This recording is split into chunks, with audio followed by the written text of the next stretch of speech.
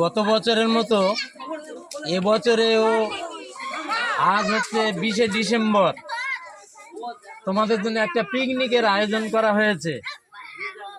আশা করি তোমাদের খুব ভালো লাগছে, তাই না? খুব ভালো লাগছে তো আজকে দিনটা, পিকনিকে খুব আনন্দ হচ্ছে তো। তাহলে আমাদের যে পিকনিকের মাধ্যমে যে আমরা আনন্দটা পাই বছরে একবার করে, এগুলো আমাদের খুব আনন্দ দেয়, তাই না? পিকনিকের প্রয়োজন আছে তো আমাদের।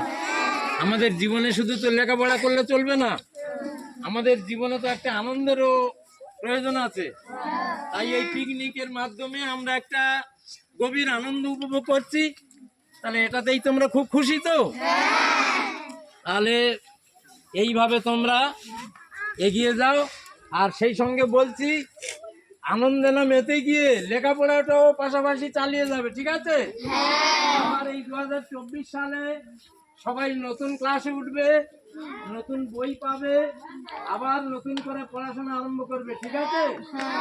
ভালোভাবে, আমি আশা করি তোমরা ভালোভাবে লেখাপড়া করবে এবং পরীক্ষায় সফলভাবে উত্তীর্ণ হবে এবং শিক্ষক শিক্ষিকাদের, তোমাদের বিদ্যালয়ের, তোমাদের অভিভাবকদের মুখ উজ্জ্বল করবে, এই আশা নিয়ে আমি তোমার উদ্দেশ্যে এই কথাগুলো বলছি। তোমরা এটাকে খুব ভালোভাবে স্মরণ রেখো।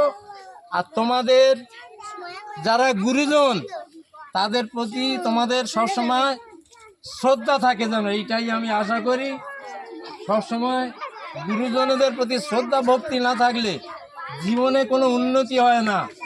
গুরুজনদের আশীর্বাদ ছাড়া জীবনে কখনো বড় হওয়া যায় না, ঠিক আছে?